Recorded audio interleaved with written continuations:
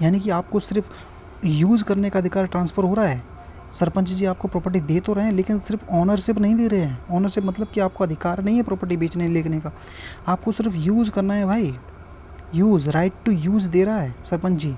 सरपंच जी दे रहे हैं, जब तक तुम चाहो इसको यूज़ कर सकते हो, फसल उगाओ, जो करना है, जो आपका ये उद्देश्य है, कोई फसल रखना है, ट्रैक्टर रखना है, जो सामान के लिए यूज़ करना है वो यूज़ कर सकते हो, लेकिन बेच नहीं सकते आप। Hello everyone, welcome back this channel. आज हम समझेंगे पट्टा किसे कहते हैं, यानी कि पट्टे की डेफिनेशन समझेंगे और इसको डीपली समझेंगे कि एक एक वर्ड का मतलब समझेंगे, एक एक वर्ड का समझेंगे डीपली कि क्या कहना चाहता है, और पट्टा करता कौन कर सकता है, कौन नहीं कर सकता है, पट्टे में क्या ज़रूरी होता है, क्या ज़रूरी नहीं होता है, किस चीज़ का लेन देन होता है, कितने दिन का होता है। ये सभी क्वेश्चनों को आज हम इसमें क्लियर करेंगे। तो चलिए शुरू करते हैं। ट्रांसफर ऑफ प्रॉपर्टी का सेक्शन 105 है जो बात करता है पट्टे की डेफिनेशन के बारे में।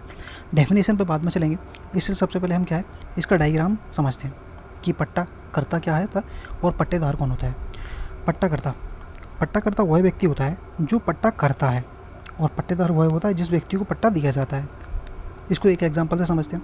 एक प्रॉपर्टी है, ये कि मैंने खेत बनाया हुआ है, ये खेत है, ये सरपंच जी का है, ठीक है, ये सरपंच जी हैं, इनका है, और ये अपने गांव के किसी व्यक्ति को उस प्रॉपर्टी को पट्टे पर देना चाहते हैं कि जब तक तो यूज़ करना चाहे इसको यूज़ कर सकता है, ठीक है। तो सरपंच जी कौन है, इसके मालिक हैं, तो वो पट्टा करता, वो प्रॉपर जो पट्टा कर रहा है किसी व्यक्ति को, वो जिस व्यक्ति को पट्टा किया गया है कि भाई तू यूज़ कर, वो व्यक्ति कौन होगा, वो पट्टेदार होता है, लेसर होगा, और ये लेसी हो गया, और प्रॉपर्टी हमारी ये पट्टे की प्रॉपर्टी होगी। अब इसको डेफिनेशन से समझते हैं। सेक्शन 105 पट्टे की डेफिनेशन क्या कहती है। पट्टे की परिभाषा में सबसे पहला वर्ड यहाँ पर क्लियर है, इमूवेबल प्रॉपर्टी। भाई लीज़ होगी तो सिर्फ इमूवेबल प्रॉपर्टी की होगी, मूवेबल की लीज़ नहीं होगी, यानी कि पट्टा मूवेबल प्रॉपर्टी का नहीं होगा। यदि मूवेबल प्रॉपर्टी का होता तो वो बेलमेंट बन जाएगा। भाई बेलमेंट क्या होता है, बेलमेंट होता है, कॉन्ट्रैक्ट एक्ट में आपने पढ़ा होगा, बेलमेंट उपनिधान, वो मूवेबल चीज़ का होता है। और अगर वो प्रॉपर्टी इमूवेबल प्रॉपर्टी है तो यहाँ पर पट्टा बन जाता है। अगर मूवेबल हुई तो बेलमेंट बन जाएगा, और अगर इमूवेबल हुई तो वो पट्टा बन जाता है, ठीक। दो डिफरेंस समझ लिया। यदि मूवेबल का तो वहाँ चले जाएंगे हम कॉन्ट्रैक्ट एक्ट में, और अगर वो इमूवेबल प्रॉपर्टी हुई तो ये आ जाएगी टीपी में, ठीक है। सबसे पहली बात हमने समझी कि ये इमूवेबल प्रॉपर्टी का पट्टा होगा। और ऐसी संपत्ति के उपभोग के अधिकार का सबसे बड़ी बात है कि प्रॉपर्टी का पट्टा होगा तो वो किस चीज़ के लिए होगा, ऐसी संपत्ति के उपभोग करने का अधिकार मात्र ट्रांसफ़र होता है। यहाँ पे कोई भी लीज़ होती है तो लीज़ में सिर्फ उपभोग करने का अधिकार ट्रांसफ़र होता है, यानी कि राइट टू यूज़ ट्रांसफ़र होता है ओनली, यानी कि आपको सिर्फ यूज़ करने का अधिकार ट्रांसफ़र हो रहा है। सरपंच जी आपको प्रॉपर्टी दे तो रहे हैं लेकिन सिर्फ ऑनरशिप नहीं दे रहे हैं। ऑनरशिप मतलब कि आपको अधिकार नहीं है प्रॉपर्टी बेचने लेने का, आपको सिर्फ यूज़ करना है भाई। यूज़, राइट टू यूज़ दे रहा है सरपंच जी दे रहे हैं, जब तक तुम चाहो इसको यूज़ कर सकते हो, फसल उगाओ, जो करना है, जो आपका ये उद्देश्य है, कोई फसल रखना है, ट्रैक्टर रखना है, जो सामान के लिए यूज़ करना है वो यूज़ कर सकते हो, लेकिन बेच नहीं सकते आप। सिर्फ यहाँ पर क्लियर लिखा है, ऐसी संपत्ति का उपभोग करने के अधिकार का ट्रांसफ़र होता है, अंतरण होता है, यानी कि राइट टू यूज़ ओनली मिलेगा किस व्यक्ति को, गाँव के व्यक्ति को। सरपंच जी क्या देंगे, सिर्फ अधिकार देंगे यूज़ करने का। लीज़ में यही होता है, ठीक है। जो एक अव्यक्त और विविक्षित समय के लिए अब लीज़ होगी तो एक एक्सप्रेस और इम्प्लाइड समय के लिए होगी।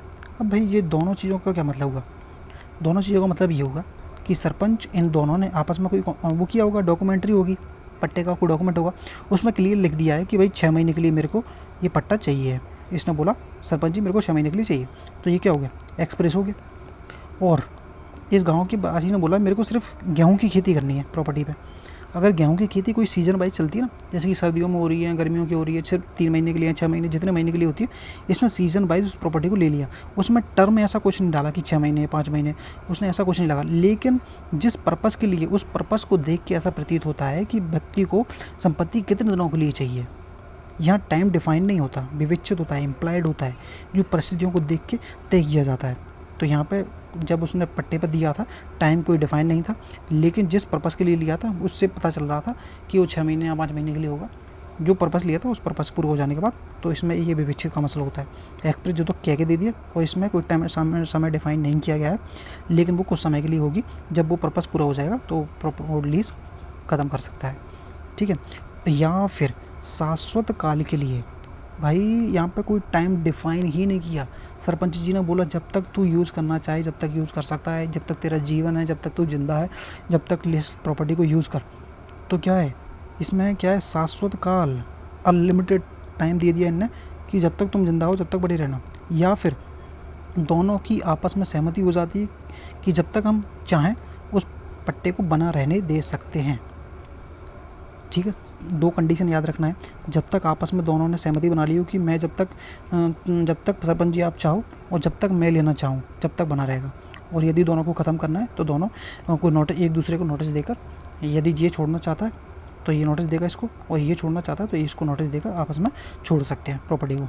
वो होता है शाश्वत काल के लिए। जीवन काल यदि इसके जीवन के लिए दिया गया है तो जब तक ये जिंदा है जब तक वो प्रॉपर्टी लीज पर बनी रहेगी, और ये मर गया तो प्रॉपर्टी वापस ख़त्म हो जाएगी या फिर इसके रिप्रेजेंटेटिव को मिल जाएगी, जैसा भी आपने कंडीशन रखी होगी जब वो डॉक्यूमेंट तैयार करोगे पट्टे के। ठीक है, तो 3 चीज़ होगी।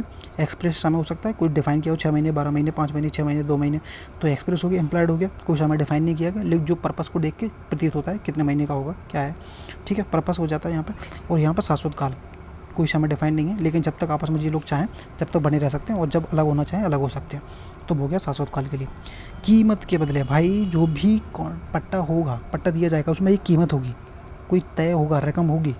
बिना कीमत के पट्टा क्यों होगा, क्यों करेगा, लेकिन बिना कीमत के हो सकता है या नहीं हो सकता, ये क्वेश्चन उठता है एक।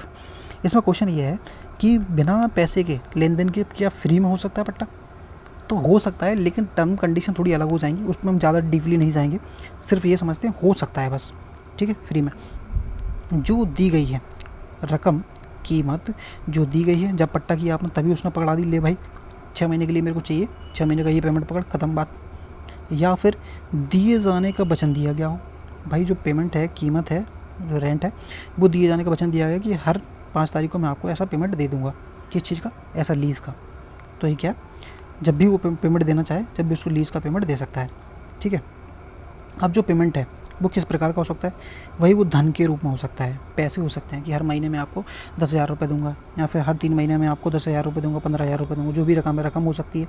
या फिर फसल का अंश हो सकता है। ये सरपंच जी से बोलता है, सरपंच जी जब भी इस फसल कटेगी तो मैं आपको आधी फसल दे दूँगा। या फिर अगर वो सब्जी भाजी के लिए ऐसी कोई खेती कर रहा है, सब्जी भाजी लगा रहा है, तो उसमें हर 15 दिन में सब्जी बेचता है, तो उसमें से बोलता है सर मैं सरपंच जी मैं आधी सब्जी आपको दे दूँगा, या फिर 5 किलो सब्जी आपको दे दिया करूँगा हर महीने 15 दिन में।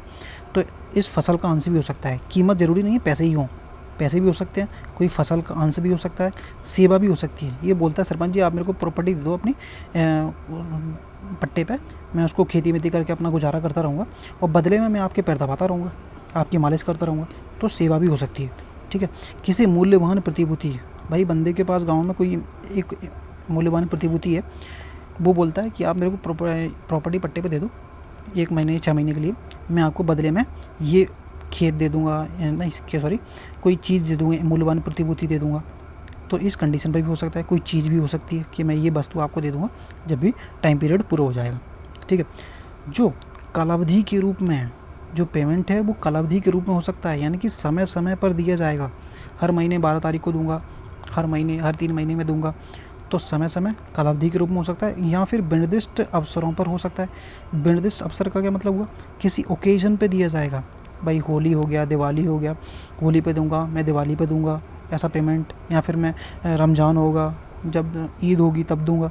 तो ये डिपेंड करता है ओकेज़न पे, और या फिर कोई समय तय कर दिया तो समय समय पर दिया जाएगा। ठीक है, कहाँ तक पहुँच गए हम?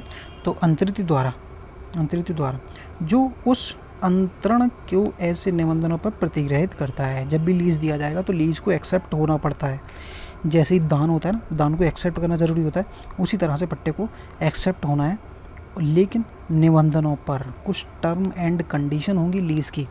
उस टर्म एंड कंडीशन को एक्सेप्ट करेगा कौन? लीज़ी, गाँव का व्यक्ति जिसने लीज़ पे लिया है। अंतरण को दी जाती है, अंतरक को दी जानी है प्रतिफल के रूप में, यानी कि जो लेज़ी है वो प्रतिफल के रूप में कुछ पेमेंट देगा। किसको? अंतरक को, जिसने ट्रांसफ़र किया है, ट्रांसफ़र यानी कि लेसर पट्टाकर्ता। ठीक है, तो ये हमारा सेक्शन क्लियर हो गया। इतना सेक्शन ये हमारा क्लियर है। ठीक है, इसका सबसे ज़्यादा इम्पोर्टेंट होता है सेकंड पार्ट है। यदि देख के तो आपको लग रहा होगा सिर्फ डेफिनेशन पट्टाकर्ता है, पट्टेदार है, प्रीमियम है, भाटक है, 4 चीज़ दी गई इसमें, लेकिन इसको डीपली समझेंगे तो क्लियर समझ में आएगा क्या है। समझते हैं, वह अंतरक जो दे रहा है प्रॉपर्टी में, सरपंची चीज़ दे रहे हैं तो कौन है? वह अंतरक जो दे रहा है वो कौन होगा? पट्टाकर्ता होगा। और आगे, वह व्यक्ति जो अंतरित पट्टेदार कहलाता है, जिसको दिया जाता है वो पट्टेदार कहलाता है, लेसी कहलाता है। ठीक है, वह कीमत प्रीमियम कहलाती है। भाई प्रीमियम को समझने में थोड़ा टाइम लगेगा, हम इसको छोड़ते हैं पहले। इस प्रकार से दे करणीय अंश धन हो सकता है, अंश हो सकता है प्रॉपर्टी का जो फसल वगैरह करेगा उसका, और सेवा हो सकती है, और अन्य कोई वस्तु हो सकती है। ये सभी चीज़ें क्या होंगी? ये 4 चीज़ें ये रेंट के अंतर्गत आएंगी। ठीक है, याद रखना। अब हम समझते हैं प्रीमियम क्या है। भाई इस चीज़ को इंपॉर्टेंट समझ लेना भाई, प्रीमियम क्या चीज़ होती है, और नहीं तो ये डाउट आपको बाद में उंगली करता रहेगा। तो सबसे पहले मैं आपको ये क्लियर कर देता हूँ कि भाई प्रीमियम क्या होता है। जब भी पहले इसको समझते हैं, मात्र एक बार स्टार्टिंग में दिया जाता है कोई प्रीमियम दिया जाएगा, किसी प्रॉपर्टी को पट्टे पर दे रहे हो आप तो प्रीमियम, कुछ लोगों को पता होगा, जिन लोगों को नहीं पता वो समझ लीजिए। प्रीमियम क्या होता है? मात्र एक बार स्टार्टिंग में दिया जाता है। जब लीज़ करोगे तो लीज़ की स्टार्टिंग में ही प्रीमियम एक बार दिया जाता है, बार बार प्रीमियम नहीं देते। बार बार देंगे हम क्या देंगे? रेंट देंगे, जो हम आगे पढ़े थे। ठीक है, पट्टे का अधिकार खरीदने के लिए दिया जाता है। भाई मैं चाहता था कि सरपंच जी किसी और को ये पट्टा ना दे दें, तो मैं उनको क्या पकड़ा के आ गया? मैं उनको प्रीमियम दे के आ गया उस प्रॉपर्टी का। अब सरपंच जी किसी और को नहीं दे पाएंगे, तो किस चीज़ के लिए दिया प्रीमियम? पट्टे का अधिकार खरीदने के लिए मैंने उसका प्रीमियम दिया है, समझ लेना। ठीक है, हर पट्टे में ज़रूरी नहीं है, यानी कि प्रीमियम देना हर पट्टे में ज़रूरी नहीं है, लेकिन यदि आपने दस्तावेज जो पट्टे के डॉक्यूमेंट हैं उसमें ऐसा उल्लेख कर दिया कि मैं पट्टे पर दूंगा तो सिर्फ प्रीमियम के बेसिस पे दूंगा, यदि आप प्रीमियम दोगे तो ही मैं आपको पट्टे पर दूंगा, तो इस कंडीशन में आपको प्रीमियम देना पड़ेगा। और यदि ऐसी कोई कंडीशन उस डॉक्यूमेंट में, पट्टे के डॉक्यूमेंट में नहीं दी गई है तो ज़रूरी नहीं होता है कि आपको प्रीमियम देना पड़े। ठीक है, समझ गए। अब नेक्स्ट है, यह अग्रिम धनराशि होती है। यह एक तरह से अग्रिम धनराशि होती है, एडवांस में होता है, रेंट के अतिरिक्त होता है। रेंट अलग से पे करना पड़ता है आपको, लेकिन ये प्रीमियम होता है जो स्टार्टिंग में एक बार देना पड़ता है, ये बार बार देने की ज़रूरत नहीं होती है। और एक बात और समझ लीजिए भाई, ये रिफंडेबल नहीं होता है। नहीं आप सोचो भाई जब हम लीज छोड़ेंगे, पट्टा हमारा ख़त्म होगा तो ये हमें वापस मिलेगा, लेकिन ये रिफंडेबल नहीं होता है। रिफंडेबल क्या होता है? रिफंडेबल सिक्योरिटी होती है। जब हम सिक्योरिटी देते हैं किसी चीज़ पे वो रिफंडेबल होती है, लेकिन ये प्रीमियम रिफंडेबल नहीं होता है। अधिकार को सिक्योर करने के लिए ऐसी प्रीमियम लिया जाता है। कौन लेता है अधिकार सिक्योर करने के लिए? भाई लेसी लेता है। ठीक है, और यह पट्टेदार अवधि पूरा करे या ना करे, इस पॉइंट को थोड़ा समझना। चाहे जो लेसी है, जिसको प्रॉपर्टी दी गई है, वो चाहे ऐसी प्रॉपर्टी पे बना रहे, उसकी प्रॉपर्टी 6 महीने के लिए ली थी, भले वो 15 दिन में खाली करके भाग जाता है, तो चाहे वो ऐसी अवधि पूरी करे या ना करे, ये तुम्हारा प्रीमियम गया। ठीक है, उससे हमें कोई मतलब नहीं है, लेकिन यह सिक्योरिटी नहीं होता है। प्रीमियम सिक्योरिटी नहीं होता है, सिक्योरिटी अलग होता है, तो इसको समझ लेना। ठीक है, तो ये हमारा प्रीमियम खत्म हो गया। और रेंट किस चीज़ को होगा? रेंट धन के रूप में जो पेमेंट कर रहे थे, या फिर अंश दिया था हमने तो किसी प्रॉपर्टी का, उसमें वो जो हम खेती वगैरह कर रहे थे फसल का, या फिर कोई सेवा, या फिर अन्य वस्तु, 4 चीज़ों में रेंट आता है, और ये प्रीमियम अलग से होता है। प्रीमियम तो आप रेंट को मत समझना यहाँ पर, ठीक, तो प्रीमियम अलग से होगा। ये हमारा सेक्शन हो गया 105। पट्टा समझ नहीं आया हो तो आप कमेंट कर सकते हो, पट्टा कौन करता है कौन नहीं कर सकता, इसमें और डिटेल में हम पढ़ेंगे कि कब पट्टा छोड़ सकते हैं, कौन नहीं छोड़ सकता है। अगर इतनी डिटेल समझ में आती है तो भाई लाइक कर दिया करो। आप लोग सब्सक्राइब नहीं करते हो, लाइक नहीं करते हो, समझ लेते हो बस। एक एक वर्ड मैं आपको समझाता हूँ, और यदि पसंद आता है तो भाई लाइक कर दिया करो, सेक्शन और चैनल को सब्सक्राइब भी कर दिया करो। मैं एक एक वर्ड आपको समझाता हूँ डीपली। शाश्वत काल क्या होता है, विविक्षित क्या होता है, एक्सप्रेस क्या होता है, स्थावर संपत्ति के लिए होगा, ठीक है, और उपभोग राइट टू यूज़ ट्रांसफ़र होता है, ओनली ऑनरशिप ट्रांसफ़र नहीं होती है। तो ये हमारा पट्टा था। ये भाई साहब सरपंच जी हमारे पट्टे करता थे। जिस व्यक्ति को गांव के लौंडे को दिया गया था यूज़ करने के लिए, उसको हम पट्टेदार कहते हैं। लैंड को हम इमूवेबल प्रॉपर्टी होती है, मूवेबल प्रॉपर्टी नहीं हो सकती है पट्टे में। तो ये हमारा 105 क्लियर होता है। इसे ही हम पट्टा कहा जाता है। ठीक है, यदि पसंद आए वीडियो तो लाइक कर देना भाई, और सब्सक्राइब भी ज़रूर कर देना। ठीक है, थैंक यू।